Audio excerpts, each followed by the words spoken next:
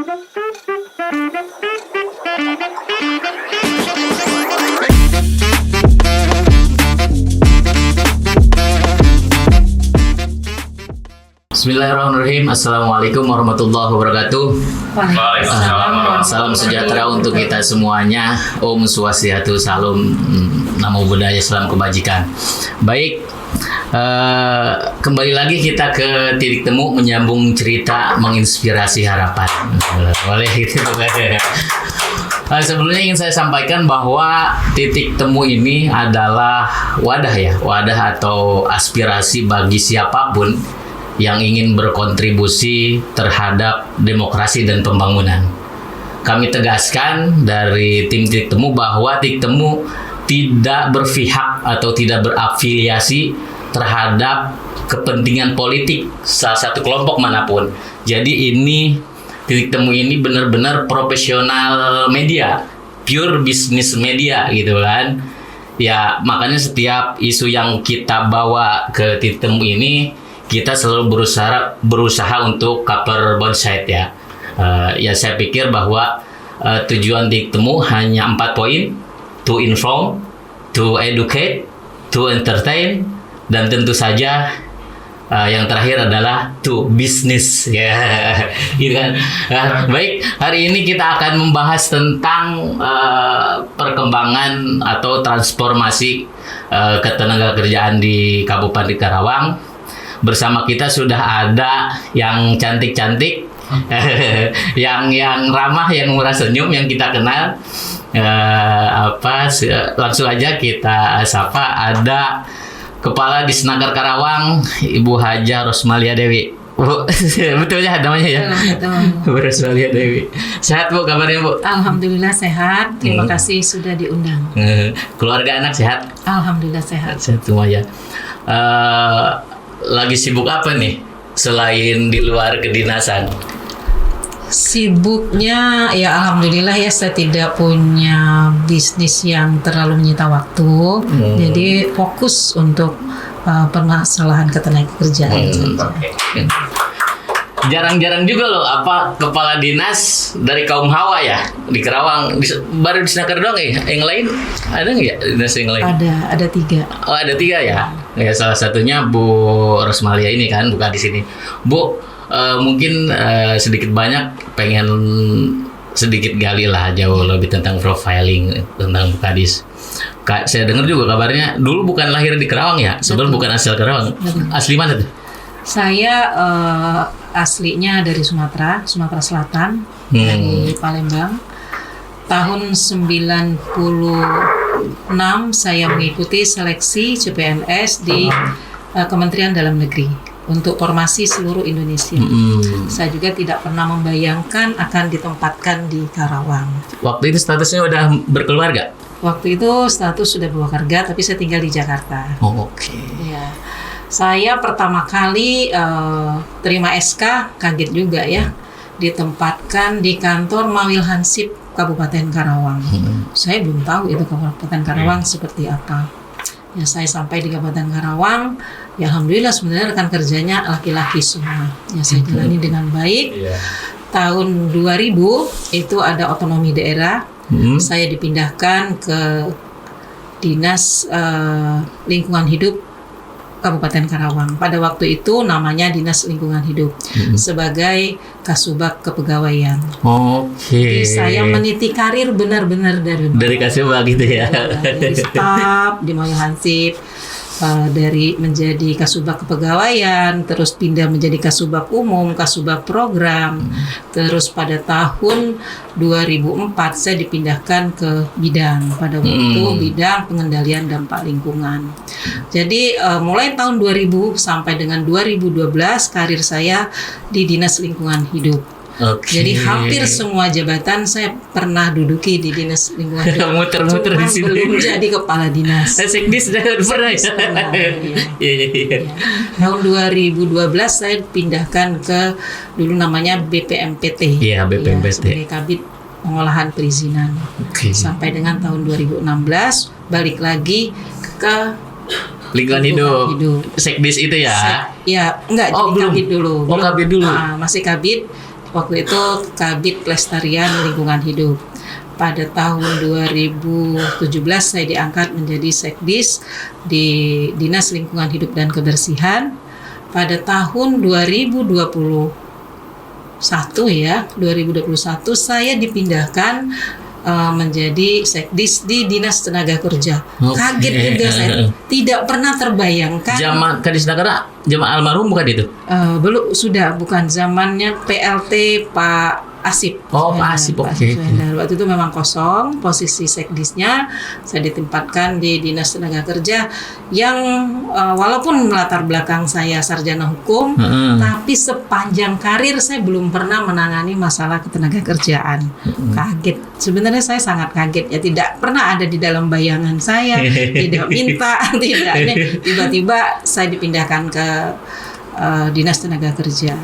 Selesai proses pelantikan, saya nangis juga Pak. Jujur saya nangis, saya dipindahin. Lagi enak maksudnya bukan gini ya. Suasana kerja waktu itu di LH kita sistem keluargaannya sangat bagus. Emosional sudah terbangun lah ya. Sudah terbangun. Tapi kita harus siap ya, harus siap. Waktu itu Teh Seli telepon saya, Bu Ros bantu saya di Disnaker. Saya ya jawabnya formalitas ya, siap segitu aja ya. Tapi alhamdulillah dengan berjalannya waktu saya juga mempelajari, menikmati apa yang harus saya kerjakan di Disnaker. Ternyata sangat-sangat jauh berbeda dengan mungkin pengalaman saya sebelumnya. Walaupun mungkin sama-sama objeknya sama perusahaan Di lingkungan hidup juga objeknya perusahaan, BPMPT juga objeknya perusahaan, Disnaker pun objeknya perusahaan. Tetapi di Disnaker sangat-sangat berbeda dan sangat teknis sebenarnya ya di Disnaker itu. Ya alhamdulillah sampai saat ini mungkin dipercaya ya, setelah jadi Sekdis 1 tahun saya memberanikan diri ikut asesmen. Pada waktu itu alhamdulillah dipercaya menjadi Kepala Dinas Tenaga Kerja dan Transmigrasi. Saat ini sudah 1 tahun 6 bulan mungkin saya jadi Kepala Dinas Tenaga Kerja dan Transmigrasi. Oke, boleh. Setelah Sekdis itu sempat kau pernah jadi Sekdis LH kan? Pernah jadi Sekdis LH. Sekdis Disnaker, Sekdis LH dulu berarti ya? Sekdis LH dulu. Baru balik lagi ke Disnaker ya, asesmen? Enggak. Jadi Sekdis LH tahun 2017, 3 tahun jadi Sekdis di LH. Tahun 2021 saya pindah ke Disnaker. 1 tahun jadi Sekdis di Disnaker, saya ikut asesmen. Saya diangkat jadi Kepala Dinas itu pada Desember 2022. Oke, siap. Boleh tepuk tangan. Komplit ya profilingnya tuh. Makanya ya cocok lah jadi Kadisnaker dari kaum bawah juga. Karena sebelumnya sudah ada pengalaman Sekdis dulu kan, baru ikut asesmen. Siap Teh, langsung akan aku tembak saya nih pertanyaannya nih. Program kerja apa yang sedang dijalankan di Disnaker saat ini? Ya. Karena kemarin aku lihat baru sama Pak Bupati peresmian motor listrik ya? Apa itu? Ya, bukan, itu baru ini ya. Program utamanya ya Disnaker itu untuk diketahui dulu nih ya, mungkin supaya nanti jawabannya tidak membingungkan. Saya ingin menjelaskan terlebih dahulu karena banyak bukan salah kaprah ya, masyarakat tidak paham sebenarnya dengan posisi Dinas Tenaga Kerja dan Transmigrasi Kota Karawang. Jadi tugas utama Dinas Tenaga Kerja dan Transmigrasi Kota Karawang itu yang pertama adalah penempatan tenaga kerja. Baik dalam negeri lah ya, khususnya kalau luar negeri sebenarnya kita hanya membantu verifikasi karena sekarang sistemnya sudah satu sistem dengan Siap Kerja Kemenaker. Yang kedua, tugas pokok dan fungsi kita adalah melakukan pendidikan dan pelatihan. Makanya ada BLK di Dinas Tenaga Kerja dan Transmigrasi Kota Karawang, termasuk melakukan penempatan untuk pemagangan dalam negeri. Yang ketiga adalah melakukan penyelesaian hubungan industrial. Jadi kalau ada konflik ketenaga kerjaan, hubungan industrial itu menjadi tugas kita. Jadi tugas di Disnaker itu tidak ada fungsi pengawasan. Mungkin ini untuk Oke. Jadi fungsi pengawasan tidak ada di Disnaker. Jadi saya itu tidak bisa memberi sanksi. Kadang teman-teman masyarakat suka nggak diberi sanksi Bu.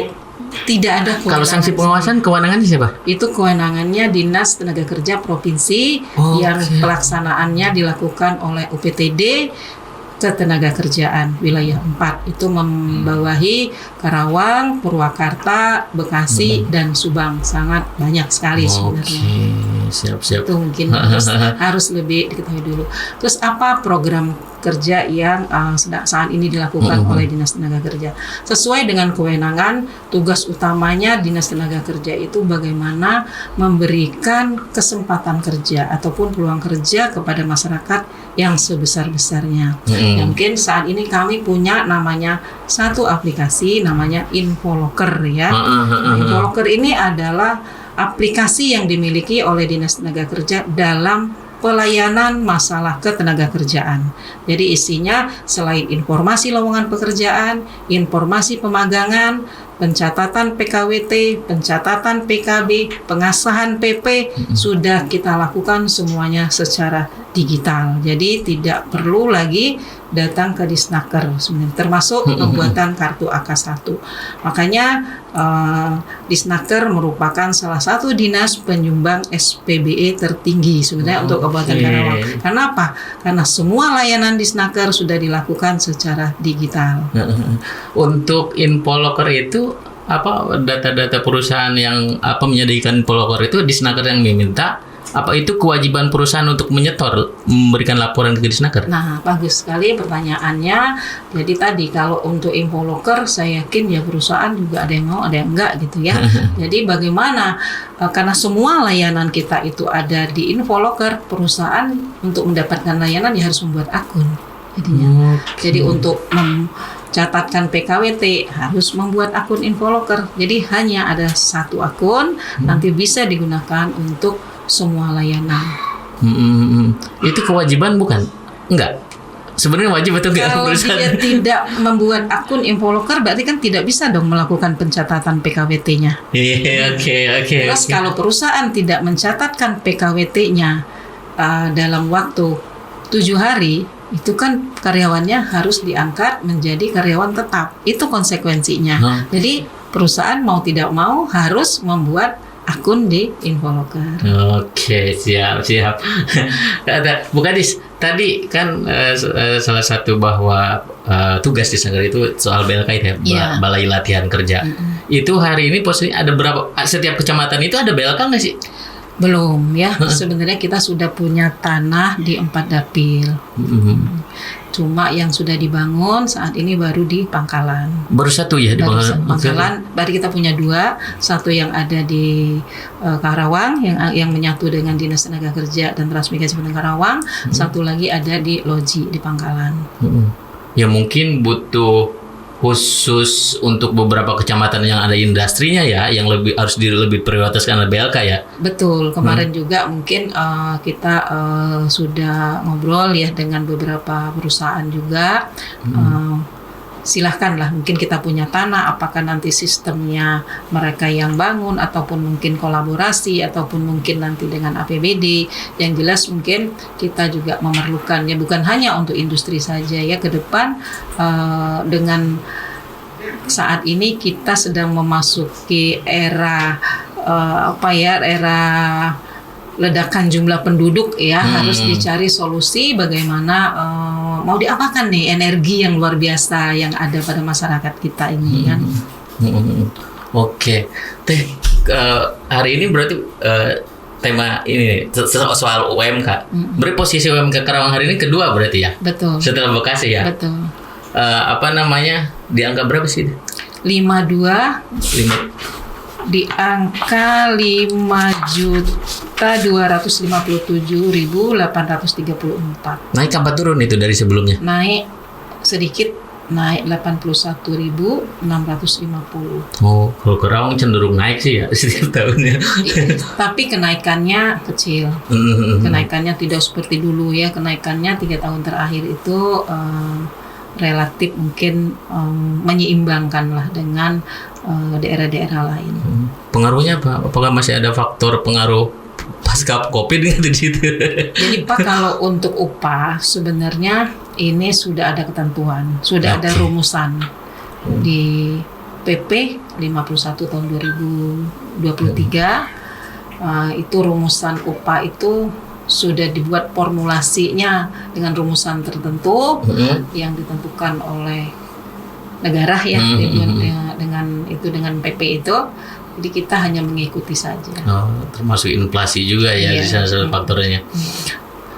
Bu Kadis masih simpang siur nih tentang sebetulnya jumlah industri di Karawang itu ada berapa? Yang formal berarti ya? Kalau menurut data BPS itu ada 1.435 data BPS 1.400 ya. Tapi data yang tercatat di Dinas Tenaga Kerja tadi dengan yang saya sampaikan tadi, membuat akun di Dinas Tenaga Kerja ada 977.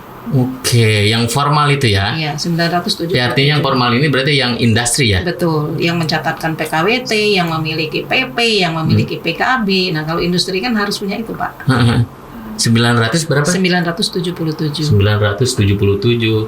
Jadi kalau ada satu yang bilang dari 1.500 industri itu bukan ini data sebetulnya ya, 977 industri yang ada di Karawang itu. Bu Kadis, beralih ke tadi menyinggung data BPS juga. Saya juga ini dapat data BPS yang menarik juga nih.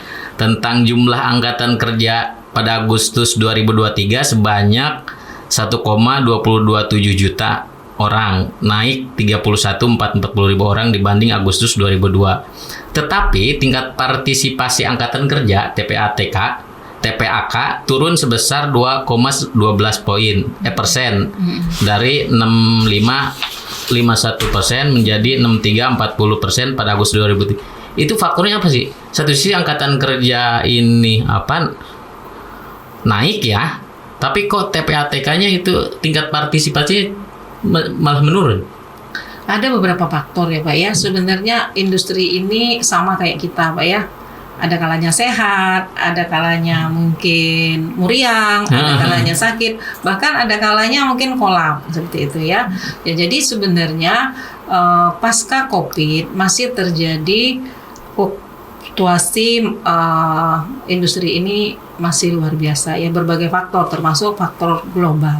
Kenapa? Karena terkadang juga industri ini produk-produknya ini juga dipasarkan untuk pasar global. Jadi adanya kondisi ekonomi global juga berpengaruh. Jadi banyak juga perusahaan-perusahaan yang mungkin karena kondisi perekonomian juga kondisi perusahaannya juga tidak baik-baik saja. Ada yang mengurangi, ada yang mungkin merumahkan sementara, bahkan ada yang mungkin tutup.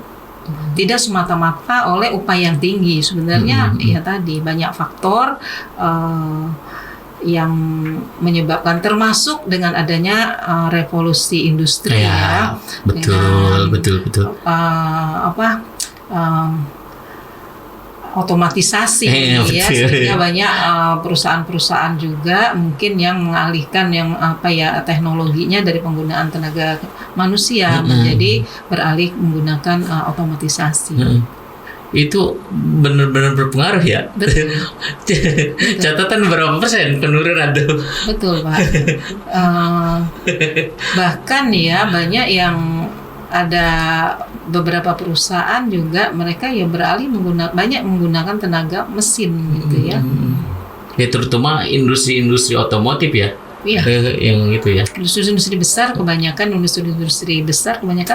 ya yang jelaskan namanya industri itu pasti orientasinya adalah efisiensi. Betul. Oke, siap. Masih data BPS nih Bu Kadis. Sebanyak 480,47 ribu orang atau 43% bekerja pada kegiatan formal, naik sebanyak 18,42 ribu orang atau 0,3% naiknya jika dibandingkan Agustus 2002. Sementara sebanyak 637,02 ribu orang, 57% bekerja pada sektor informal. Sektor informal ini apa sih kebanyakan di Karawang? Sektor informal ini kan sekarang kita juga lagi menggalakkan UMKM. Oke, itu salah satunya betul-betul. Adanya perluasan kerja lah ya, perluasan kerja di luar hubungan industrial, misalnya adanya usahawan baru. Berbagai sektor itu bisa menjadi usaha informal, tidak harus misalnya menjadi bekerja di perusahaan. Sebenarnya peluang-peluang kerja juga cukup banyak ya di Karawang ini yang belum dimanfaat sepenuhnya oleh masyarakat Karawang. Ya mungkin dengan berdasarkan data tadi, mudah-mudahan saja ya Pak ya, dengan kita juga melakukan pelatihan, termasuk mungkin dinas-dinas lain juga banyak yang melakukan pelatihan, dan masyarakat itu sendiri mungkin sudah meningkat kesadarannya, sehingga tadi sektor informal juga menjadi salah satu pilihan untuk lapangan pekerjaan. Kalau info loker untuk informal ini masuk ke info loker di Snaker juga enggak? Enggak ya? Tidak. Contoh mungkin informal begini. Misalnya untuk tukang servis AC. Bisa tukang servis AC ini kan bisa tukang servis AC dari rumah ke rumah, bisa tukang servis AC yang ada di industri. Nah, itulah contohnya. Itu belum masuk ke info loker. Karena memang belum ada aturannya. Atau kalau untuk informal, peluang-peluangnya mungkin ke depan juga kita akan coba ya Pak ya, kita akan coba terus gali, tapi saat ini belum terdata mungkin ya peluang informal apa saja gitu ya. Oke, Bu Kadis, masih data BPS. Penduduk yang bekerja pada Agustus 2023 sebanyak 1,117 juta orang, naik sebanyak 39,56 ribu orang dari Agustus 2022. Ini berarti yang industri ya kebanyakan, atau secara keseluruhan? Informal dan formal dan informal. Kalau data BPS sebenarnya yang dikatakan angkatan kerja itu tidak semata-mata yang bekerja di industri, tapi dia melakukan survei terhadap sampel-sampel yang sudah dilakukan mungkin sesuai dengan aturan ya, kaidah survei. Itu baik itu bekerja di industri secara formal, bekerja mungkin di sektor informal ataupun bekerja mandiri, itu dikatakan bekerja. Jadi setiap orang yang memiliki suatu kegiatan yang bisa menghasilkan sejumlah uang untuk menghidupi diri dan keluarganya, itu dikatakan bekerja. Kalau yang bekerja ke luar negeri itu ada datanya juga di Snaker? Ada berapa tuh? Ada data yang bekerja di luar negeri itu saat ini sekitar 12.000 orang. 12.000 orang Karawang? Iya, karena data yang bekerja langsung itu tidak semuanya masuk ke Dinas Tenaga Kerja, itu lewat BP2MI. Kalau yang bekerja perorangan ya, misalnya berangkat secara mandiri. Nah, yang datanya masuk ke Dinas Tenaga Kerja adalah yang berangkat melalui perusahaan P3MI. Tapi itu wajib ya laporan setiap perusahaan yang kayak P3MI untuk? Iya, kalau P3MI itu pemberangkatannya prosesnya melalui Dinas Tenaga Kerja. Oke. Kebanyakan tujuannya negara mana, Bu Kadis? Kebanyakan tujuan itu kalau untuk sektor formal itu Jepang. Kenapa? Karena saat ini ya alhamdulillah ya, Jepang itu tenaga kerjanya kurang. Angkatan kerjanya kurang. Sedangkan kita surplus nih. Dan upahnya juga lumayan ya. Dengan upah yang lumayan tinggi. Di negara Jepang juga peluang kerja untuk masyarakat Indonesia juga sangat terbuka lebar ya, untuk sektor formalnya kebanyakan Jepang, tapi memang masih ada ya untuk daerah-daerah yang sebenarnya ya relatif sedikit berbahaya ya. Itu masih banyak warga Karawang yang berangkat secara non prosedural. Nah, itu yang saat ini menjadi PR kita ya. PR kita bersama-sama, termasuk media. Saya mohon bantuan untuk membantu menyebarluaskan informasi. Terkadang mereka berangkat nggak ada laporannya ke Disnaker, tapi pas ada persoalan Disnaker kan riweuh kan, diberitakan ke media kia-kia Disnaker nggak bantu, katanya kan datanya juga nggak ada di kita. Nggak ada. Terkadang begitu ya persoalannya, makanya harus lapor itu begitu ya, supaya memudahkan untuk mendeteksi kan. Jadi kalau berangkat secara prosedural itu dijamin oleh satu dijamin ada asuransi. Bila terjadi hal-hal yang tidak diinginkan, ini ada asuransi ketenagakerjaannya. Ada. Asuransi dari mana? Asuransi ketenagakerjaan. Jadi setiap memberangkatkan orang harus diasuransikan, Pak. BPJS Ketenagakerjaan di negara kita juga sudah harus mengasuransikan. Yang kedua, keberadaannya tercatat, tahu nanti di negara tujuan ini dia terdaftar di kedutaan besar di sana. Oh, ini si A bekerja di sini, si B bekerja di sini, si C bekerja di sini. Apabila ada hal-hal yang tidak diinginkan, tinggal kontak. Mudah untuk dilakukan pertolongan. Yang ketiga, kalau misalnya ya namanya tetap aja ya Pak ya, yang formal pun namanya kerja di sektor informal, itu pasti resikonya ada. Resikonya ada ya. Apabila terjadi resiko, lebih mudah. Lebih mudah untuk membantu lah ya, membantu keselamatannya. Betul, itu masyarakat yang bekerja di TKW harus diketahui datanya supaya gampang kan ketika ada persoalan. Jangan berangkat kita nggak tahu, pas ada persoalan ribut ke kita kan gitu ya bahasanya. Bukan mulai masuk tema ini nih tentang pengangguran. Tingkat pengangguran terbuka TPT Agustus 2023 sebesar 8,95%. Kalau membaca persoalan pengangguran kan sebetulnya banyak faktor ya. Betul. Banyak faktor. Nah, artinya yang saya ingin ketahui, ada berapa sih misal kayak kelulusan anak sekolah per tahun dengan jumlah kebutuhan industri itu linear nggak? Atau masih kurang kebutuhan dari industrinya karena jumlah tenaga kerja yang terlalu banyak? Nggak linear. Setiap tahun Kabupaten Karawang itu lulusan SMK itu di angka lebih kurang 20.000. Jadi angka pastinya antara 19, 20.000, 21.000. 3 tahun terakhir kita ambil datanya itu. Setiap tahun itu, oke? Setiap tahun tidak jauh ya, tidak jauh. Itu lulusan SMK. Lulusan SMA juga hampir sama. Berarti dalam 1 tahun itu lebih kurang 30.000 lulusan. Kebutuhan industri biasanya per tahun dari 977 industri itu biasanya infoloker ada berapa? Dari tahun 2021 tren penempatan itu tidak lebih dari 15.000. Ya Allah Pak. Tuh bayangan lu, pencakernya 30 ribuan kan, kebutuhannya hanya 15.000, hanya setengahnya. Jadi persoalan pengangguran ya itu mungkin salah satunya, bahwa harus dicarikan solusi yang yang non formal itu kan. Betul. Yang di bidang itu. Kalau biasanya kebutuhan perusahaan ini untuk pencakar itu apa sih kategorinya? Seperti apa? Paling besar kebutuhannya tetap di sektor operator. Oke. Operator. Dan yang bisa mungkin setiap tahun berubah itu yang PKWT ya Pak ya. Kalau pegawai tetap kayak saya ini Pak, kalau nggak meninggal ya pensiun baru berhenti. Sama di perusahaan juga begitu. Nah, yang mungkin banyak berubah itu di PKWT. Sebenarnya data orang Karawang, karena dengan sudah sistem ya Pak ya, bukan kata saya, Bapak bisa cek karena Infoloker ini yang mengelola webnya ini ada di Kominfo ya. Itu data PKWT yang tercatat itu sebanyak 73.600 orang.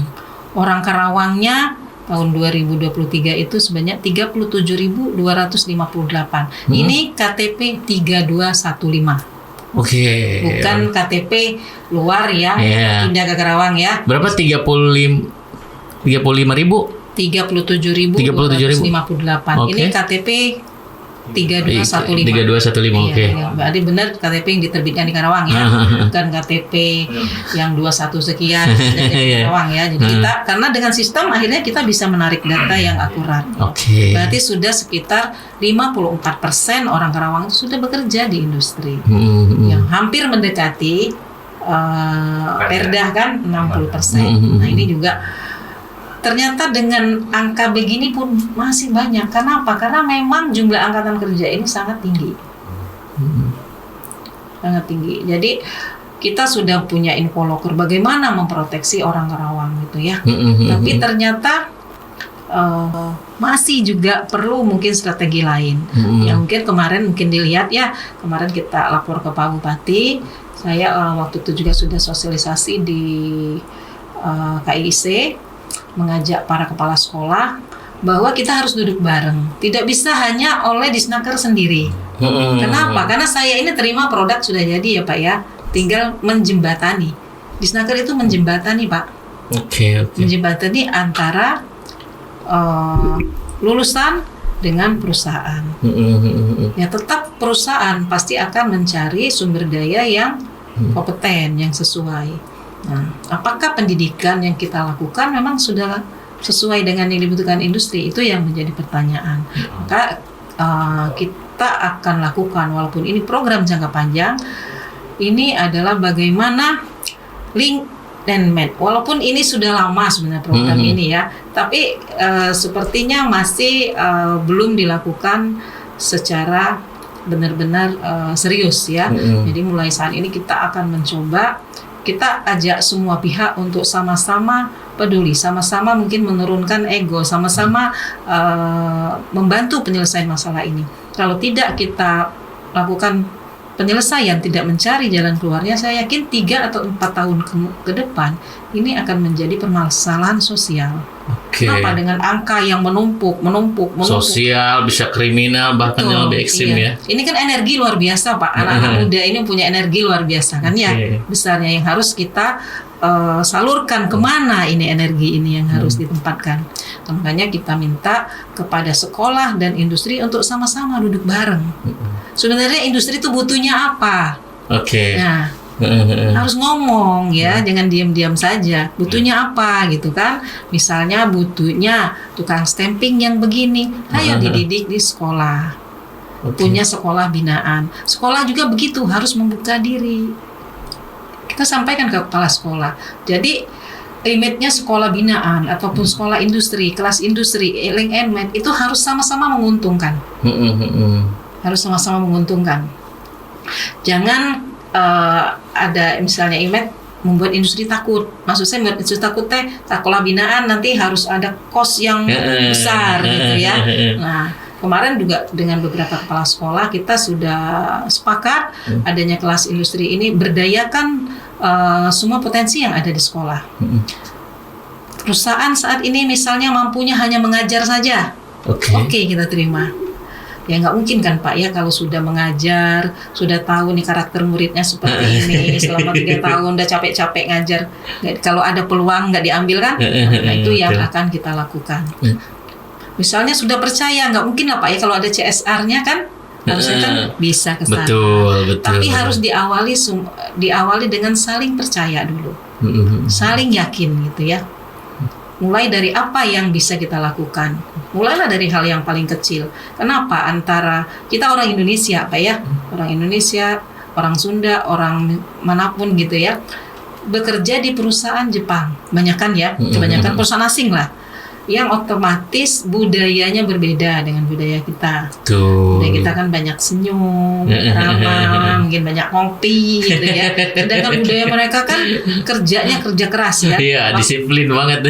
Waktunya bekerja, benar-benar bekerja ya. Nah, ini harus kita bentuk karakter ini. Bentuknya di mana? Di sekolah. Kelas industri itu ya? Iya, di kelas industri itu. Tapi Pak Bupati setuju dengan ide itu ya? Pak Bupati setuju. Karena apa? Karena saya yakin lah kalau misalnya tadi Pak ya, 977 perusahaan. Sedangkan sekolah SMK itu hanya 114. Betul. Satu sekolah itu kan bisa dikeroyok beberapa perusahaan. Betul. Kan ya, misalnya perusahaan ini butuhnya industri motor. Sebenarnya udah nyambung belum sih industri motor yang dibutuhkan oleh industri dengan yang diajarkan di sekolah ini kan juga belum begitu pasti ya Pak ya. Nah, tapi kalau misalnya dari perusahaan motor ini memang membina siswa untuk menuju ke industri itu selama 3 tahun, masa nggak bisa? Iya, betul. Mulai dari karakternya, maupun kompetensi teknisnya. Tapi tadi dengan niat yang sama-sama ya, sekolah juga harus membuka diri, jangan terlalu membebani lah mungkin awalnya ya. Perusahaan juga harus buka diri, jangan takut, istilah jangan wah nanti kalau saya ngebina sekolah, bagaimana kalau 3 tahun ke depan misalnya kondisi perusahaan tidak baik-baik saja, ya tidak perlu dipikirkan ya, kan bisa diserap oleh perusahaan lain. Fair aja lah kita ya, terbuka semua biar semuanya enak kan. Bukan Dis, tapi kan aku juga sering dengar kan beberapa perusahaan sering melakukan pelatihan kerja juga kan, kerja sama dengan sekolah. Itu hasil dari kelas industri itu bukan? Ada berapa perusahaan sebetulnya yang melakukan itu? Berapa persen lah dari 977 itu? Kalau dilihat belum Pak ya, mungkin dari 977 itu mungkin masih sekitar 10-15% perusahaan yang melakukan itu. Dan itu pun keseriusannya kayaknya kan harus kita evaluasi kembali juga. Jadi ini tuh harus benar-benar dilakukan ya Pak ya. Maksud saya dengan adanya konsep ini kan saling menguntungkan. Betul, simbiosis mutualisme sebetulnya ya. Perusahaan diuntungkan dengan mereka sudah mendidik sendiri, bahkan mungkin mulai dari rekrutmen siswanya ya, dilatih dari awal baik kompetensinya. Ini loh yang akan dikerjakan. Kalau dikerjakan di perusahaan itu kan sebenarnya tidak kompleks Pak ya. Mungkin dia bagian ngepres saja, bagian masang baut saja kan. Spesialisasi itu ya. Nah, ini yang mungkin ngecat aja. Mungkin itu yang harus diperdalam seperti itu kan ya. Jadi setelah lulus sudah ahlinya ngecat, maksudnya sih mau ngambil yang lain lagi. Kemarin yang saya bina ada bagus tuh ngecatnya. Iya kan ya. Udah tahu karakternya kan, cara kerjanya. Anaknya rajin misalnya ya. Nah itu pentingnya. Karena kalau kita hanya mengandalkan proteksi, saya yakin ini juga tidak baik seperti itu ya. Karena apa? Karena perusahaan juga pasti akan mencari tenaga kerja yang kompeten. Kenapa? Persaingan mereka juga berat juga gitu kan. Ya mungkin faktornya apa? Tadi kan jumlah industri di Karawang ini ada 977, jumlah angkatan kerja per tahunnya ada 30 ribuan. Sebetulnya bisa terserap ya dengan angkatan kerja itu kalau kelas industri itu benar-benar dilakukan oleh semua perusahaan industri di Karawang ya. Betul. Tapi mungkin persoalannya itu sering ada oknum lah, kita katakan ya calon naker itulah. Calon naker, beberapa kasus di media masa juga kan sering ramai juga. Terakhir yang kemarin salah satu perusahaan yang mendatangkan dari luar itu kan, bus itu ketahuan kan sampai rame di media sosial. Itu masih banyak kayak begitu. Masih ada. Di internal perusahaannya. Masih ada Pak ya. Kalau saya ngomong nggak ada, orang buktinya jelas. Bukan di sini kalau sambil minum aja nggak apa-apa. Ya buktinya jelas. Makanya saya berpikir apa lagi harus kita lakukan. Kita sudah punya sistem. Mereka yang publish sendiri, mereka yang manggil sendiri, mereka yang semuanya dilakukan oleh mereka. Infoloker itu hanya sarana, tidak ada intervensi siapapun di dalamnya. Tapi masih melakukan hal-hal seperti itu. Nah, tapi tadi kalau sudah ada tadi sekolah kelas industri yang mereka bina sendiri, kompetensinya dia sudah tahu, kemungkinan akan direkrut juga itu pasti lebih besar. Tadi kan bahwa Disnaker kan nggak punya wewenang untuk memberikan sanksi itu kan, menindak itu kewajiban kewenangan Disnaker provinsi. Tapi selama ini kalau itu terjadi, ada keterlibatan unsur kepolisian nggak untuk menangani itu? Maksudnya gimana, percaloan? Ya kasus calo begitu. Kalau kasus percaloan mungkin tadi ya itu kan masuknya kan tindak pidana ya. Nah saya nggak bisa apa-apa Pak ya. Satu tadi nggak bisa ngasih sanksi. Kalau misalnya tadi saya nggak tahu itu apakah ada calo atau tidak ya. Kalau yang mungkin yang tadi Bapak bilang adanya mungkin dilihat ada dari daerah tertentu datang ke Karawang itu. Nggak tahu ya Pak ya apakah calo apa bukan ya itu ya mungkin di perusahaan sendiri juga. Nah itu tapi saya tidak menutup ini banyaknya percaloan di Kabupaten Karawang ya. Kalau udah calo itu kan tindak pidana. Ya, tindak pidana kan nggak bisa saya melakukan apa-apa, ya paling membantu ngantarin gitu ya, sok lapor gitu ya. Ya terserah si korbannya kan Iya, mau lapor atau bikin laporan pidana atau tidak kan, mau ngambil pengacara atau tidak Iya. kan gitu ya. Tapi apa yang bisa kita lakukan itu terus mensosialisasikan ya, baik di Disnaker sendiri maupun mungkin ke lewat kalau ada paten gitu kan, dan ke sekolah-sekolah. Kalau misalnya kita tahu sekolahnya, saya tegur Pak kepala sekolahnya, Pak ini masa siswanya masih ketipu keneh gitu ya, masih ketipu ya. Terkadang kepala sekolahnya ngomong gini, itu bukan siswanya tapi orang tuanya. Kenapa? Karena kita juga menyampaikan kita juga melakukan sosialisasi Pak ke sekolah-sekolah melalui PKK itu untuk tidak melalui calo. Tadi kalau adanya kelas industri juga saya yakin ini akan memangkas, ya karena kan langsung nggak ada. Tapi udah mulai itu konsep itu yang sudah disetujui Pak Bupati. Sudah mulai. Walaupun ini konsep jangka panjang ya Pak ya, konsep jangka panjang bukan konsep 1 bulan 2 bulan ya. Tapi kalau konsep jangka pendeknya tetap kita di Infoloker ya, ngajak perusahaan-perusahaan untuk membuka lowongan kerja di Infoloker. Itu calon naker di industri ya. Kalau di Disnaker mesti sering ada enggak? Kalau nanya dikit-dikit ya. Ya boleh, nggak masalah. Sering ya ngomongnya. Sering. Bukan sering. Jadi bukan ada di ini calonnya di Disnaker katanya ya gitu.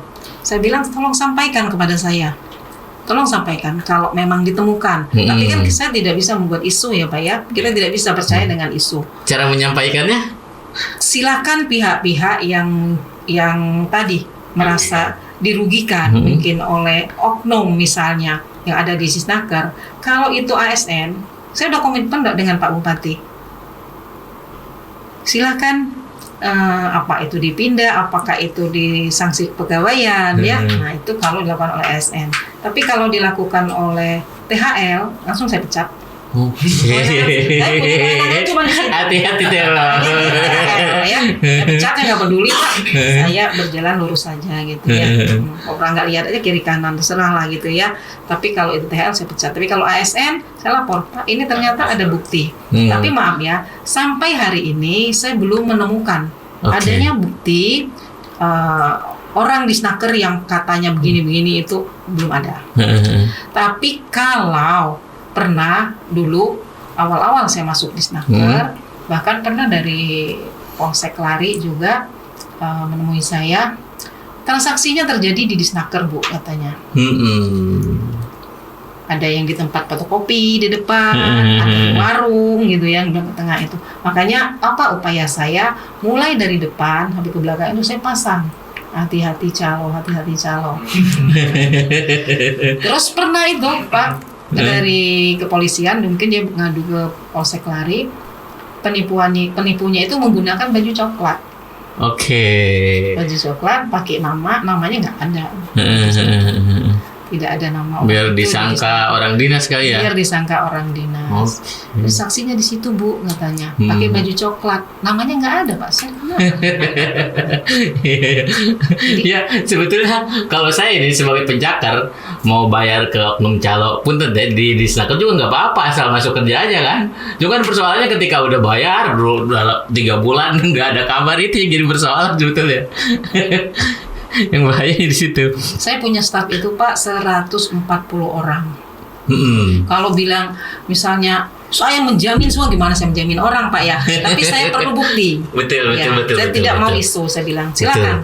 Kalau misalnya ada bukti sekecil apapun, kita akan ambil tindakan tegas. Karena sama ya dengan Pak Bupati, saya juga punya komitmen bagaimana menjaga kepercayaan masyarakat dalam penempatan tenaga kerja. Oke, siap tuh. Itu ya untuk masyarakat. Kalau ada calon naker di Disnaker, sampaikan aja dengan bukti-bukti itu ya, Bu Kades ya. Atau kalau nggak punya akses atau malu langsung nggak berani lapor ke Bu Kades, bisa ke titik temu dulu. Bisa. Asal itu bukti-buktinya ya. Iya, asal ada buktinya. Dan kita tidak bisa, si A, tapi buktinya apa gitu kan. Jangan gembar-gembor di media sosial tapi tidak ada bukti. Iya. Ya ujung-ujungnya fitnah kan, Betul. hoax lagi, persoalan baru lagi kan, kriminal, undang-undang IT lagi kan gitu. Gadis, sekarang masih soal pengangguran. Kemarin itu kita sempat ngundang kepala desa Kalihurip ya, sama juga berbicara pengangguran dan ketenaga kerja di sini. Jadi curhatan dia itu bahwa sulit, jangankan apa katanya pencakar di luar desanya dia kan, di desanya dia saja sulit ya untuk masukkan anak-anak tuh gitu kan di industri yang ada di sana. Apa itu gimana sih soal perda yang ketenagakerjaan 60-40 itu sampai hari ini masih berlaku nggak sebetulnya? Sebenarnya kalau 60-40 tuh pasal itu nggak boleh ya. Oh iya. Karena bertentangan dengan Undang-Undang Dasar 1945. Okay. Itu setiap orang berhak atas pekerjaan dan penghidupan yang layak. Nggak boleh sebetulnya. Iya. Tapi masih Cuman sudah dicabut belum ya perda itu? Yang nggak boleh kan pasal itu saja. Oh, yang pasal lainnya itu. berlaku. Oke. Enggak. Makanya kita untuk menyikapi itu membuat infoloker gitu kan. Dengan infoloker kan hanya orang Karawang yang bisa masuk, ya enggak, tidak bisa KTP lain. Bahkan bisa 100% orang Karawang semua. Oke, betul. Oh, jadi posisi perda itu masih berlaku ya berarti Masih ya? berlaku. Perdanya tidak. Perda kan harus disebut perda lagi. Berarti harus dirubah dong, harus ada amandemen itu yang kalau poin itu sebenarnya bertentangan dengan poin undang-undang. itu saja yang tidak boleh ya, kalau tidak. Alasannya sebenarnya waktu itu lebih pada primordial sih ya, lebih jadi terlalu kedaerahan kan, sementara kita ini Indonesia kan berhak bekerja dimanapun selama Indonesia gitu ya. Kan nggak boleh, undang-undang kan hierarkinya kan tidak boleh ada undang-undang bertentangan dengan undang-undang di atasnya kan, peraturan perundang-undangan kan. Bukan tapi pasalnya saja. Kan.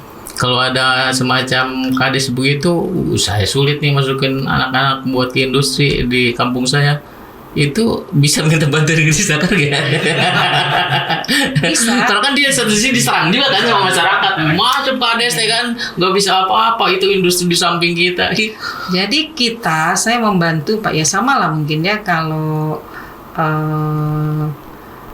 di tingkat negara itu ya, makanya tadi kan semua warga negara harus bisa berhak atas pekerjaan dan kehidupan yang layak. Itu level negara. Level provinsi, semua orang di Jawa Barat ini harus boleh kan, walaupun kita protek gitu ya. Nah saya pun begitu Pak ya, tidak bisa hanya memproteksi suatu daerah tertentu saja.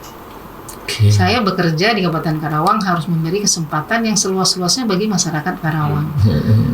Ya masyarakat mungkin di daerah ini dekat dengan industri. Bagaimana dengan masyarakat yang ada di ujung sana yang jauh? Kan dia juga tidak mau lahir di misalnya Cibuaya, sebenarnya kan lahir di Batu Jaya yang jauh dengan industri kan ya. Inginnya mungkin Teluk Jambe dan sekitarnya, Cikampek dan sekitarnya gitu ya. Jadi kewajiban saya itu bagaimana memberi kesempatan kerja yang seluas-luasnya bagi masyarakat Karawang. Tidak membedakan. Jadi ini orang dari kelompok ini tuh nggak bisa Pak. Aturannya nggak ada. Kecuali kalau ada aturan. Saya kan operator sebenarnya. Aturannya ini ya itu aja yang dijalankan. Apa yang harus kita lakukan ya tingkatkan kompetensi. Iya.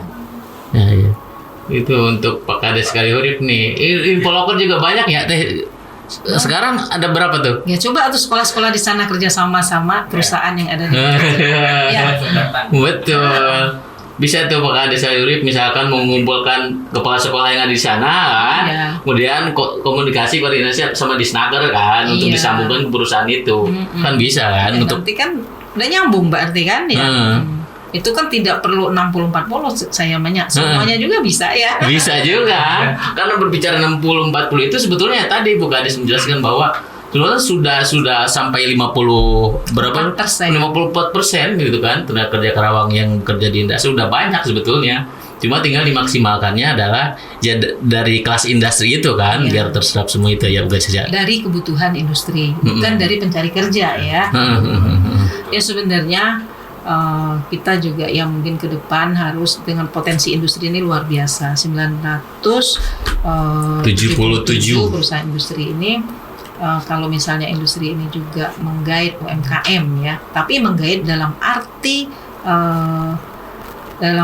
benar-benar gitu ya, bukan hanya membina, tapi produk UMKM itu digunakan lagi untuk industri. Ini berarti sudah hampir 977 juga UMKM. UMKM juga nanti akan merekrut tenaga kerja. Contoh, misalnya satu industri yang punya pegawai banyak, dia kan perlu baju. Coba bina UMKM, satu UMKM misalnya garmen.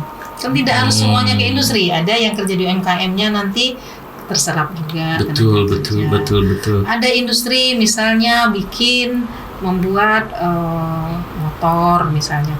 Kan kadang motor itu kan ada, apakah itu jok, lapisan jok, yang bagian kecil lah yang mungkin bisa dikerjasamakan dengan UMKM. Atau mungkin sebenarnya kan banyak potensi itu ya. Di perusahaan itu ada AC mungkin sampai ratusan gitu ya, bisa memberdayakan UMKM. AC.